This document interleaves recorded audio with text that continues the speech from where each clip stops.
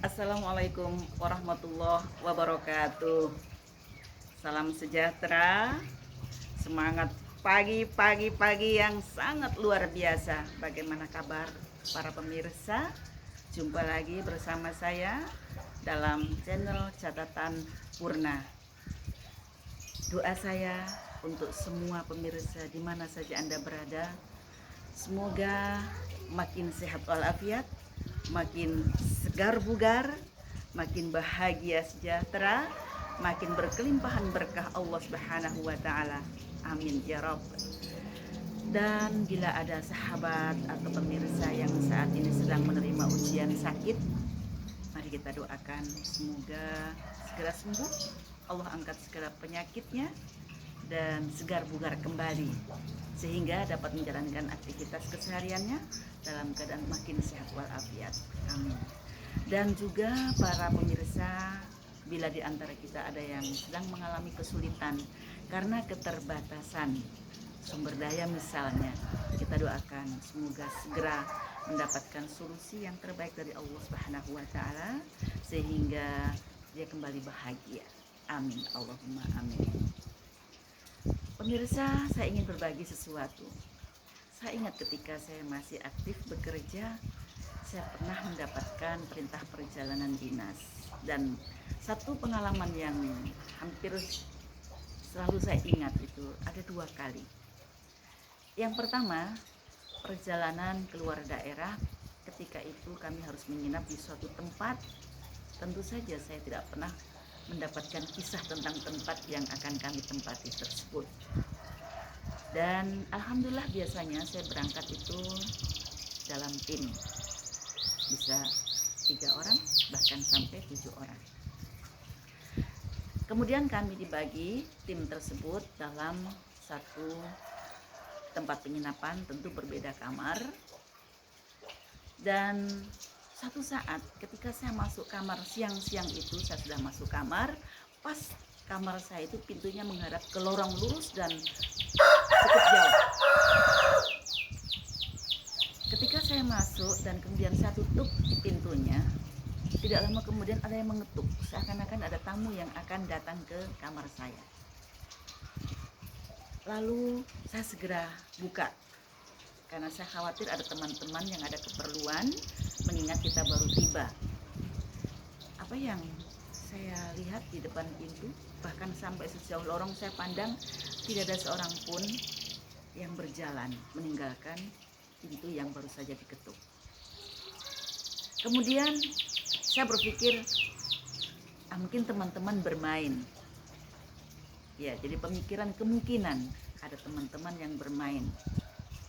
Atau maaf, ini sedikit terbersit dalam pikiran saya, awas ya, ada yang main-main dengan saya ya, dalam hati tapi tidak mengucap.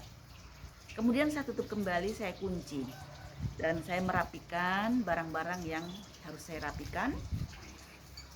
Dan tidak lama kemudian ada yang mengetuk lagi. Ini siang-siang, pemirsa. Karena saya berpikir pasti serius ini, ada yang mau bertemu karena keperluan sesuatu. Lalu segera saya lari dan saya buka. Ternyata sama. Tidak ada siapapun yang menutup pintu. Akhirnya dalam pikiran saya, ini benar nih ada yang main-main nih. Itu dalam hati. Dalam hati. Kemudian saya kembali lagi untuk berkemas-kemas. Dan yang ketiga kali ada yang ketuk pintu, tapi ada suaranya dan itu memang benar teman saya. Lalu saya buka, saya bilang, ayo Mbak masuk. Mbak tadi ketuk pintu ya? Saya tanya langsung. Tidak Bu, ini 2 kali loh ada yang ketuk pintu. Dan saya sudah terlanjur tadi itu dalam hati mengatakan, yo ada yang main-main dengan saya ya ini. Itu dalam hati. Dan barulah teman saya bilang begini, Bu, sebenarnya Ibu dan teman-teman menginap di hotel sini, satu ya tempat penginapan ya.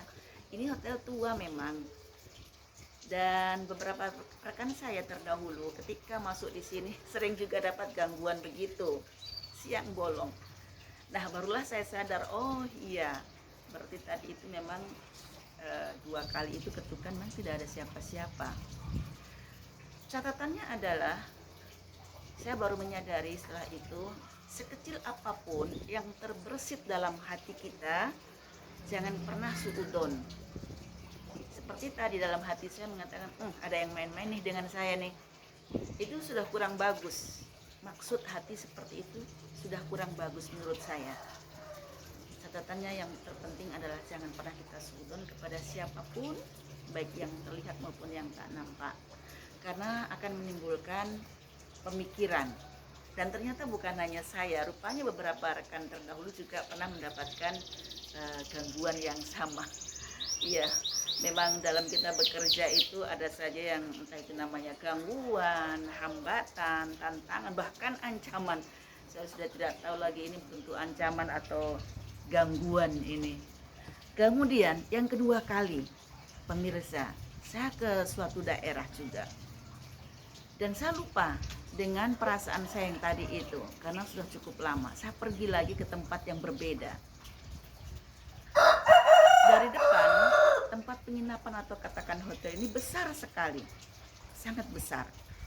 Kemudian kami mendaftar, kemudian saya masuk. Begitu saya menginjak lantai pertama, mau masuk ke lorong kamar, saya lihat tegelnya ini agak kecil-kecil, ukuran lama ya, dan itu sudah agak sedikit nampak kusam. Dalam pikiran saya, mulai nih hati saya kurang bagus. Wah, ini hotel dibangun zaman Majapahit, Sriwijaya apa ya? Itu. Saya lupa bahwa sesungguhnya yang demikian itu tidak boleh. Lalu saya masuk, buka pintu kuncinya. Waduh, itu lebih parah lagi. Saya ngulangi sambil tersenyum. Saya mengucap nih, waduh, ini benar-benar ini zaman tahun 1000 sekian, mungkin 1800-an. Gurau, sebenarnya itu niatnya gurau. Oke, saya masuk karena sudah agak malam, sudah lewat maghrib.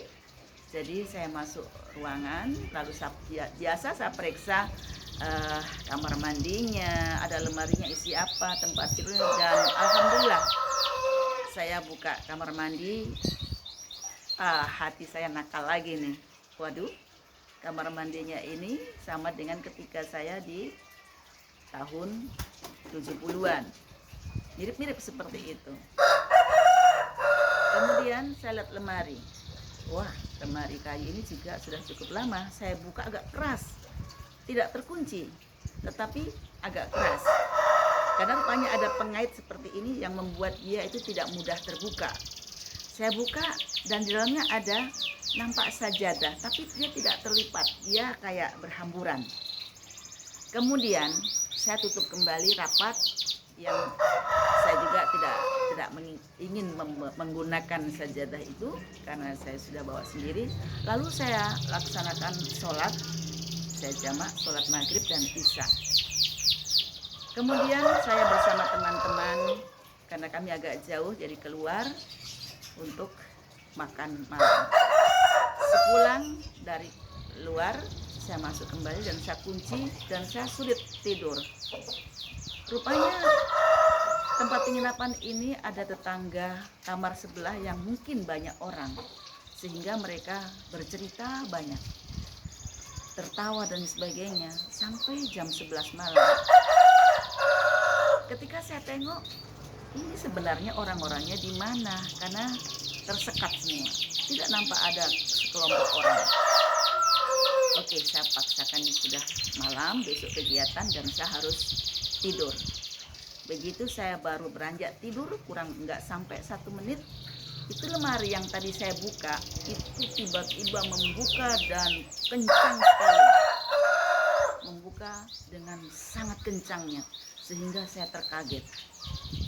Saya berjalan dan melihat itu lemari. Saya heran, ini lemari tidak mungkin terbuka sedangkan saya saja membukanya sulit.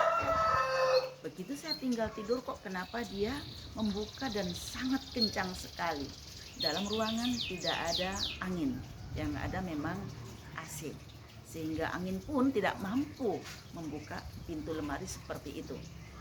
Oke, saya masih nakal hati saya, maaf, ini tidak boleh ditiru. Saya katakan, dan ini bukan dalam hati, saya mengucap, yo, main terus. Ya, ini biasanya kami suka guru dengan cara begitu. Yo, main terus ya. Saya katakan begitu. Jadi dari awal saya masuk itu lantainya, tegelnya seperti itu, kamar mandinya begitu, lemarinya luar biasa, sudah susah dibuka, dan tiba-tiba dia membuka dengan sendirinya. Lalu saya tutup lagi. Alhamdulillah saya sampai malam jelang sholat subuh saya bangun, kemudian saya bergegas untuk pergi ke tempat kegiatan dan harus check out karena memang hanya 1 malam di situ. Lalu saya sampaikan kepada teman-teman, tolong 1 orang setelah makan ke ruangan saya. Saya bilang saya sudah mandi, sudah selesai. Kemudian kami setelah makan pagi atau sarapan, ada 1 yang datang, kenapa Bu?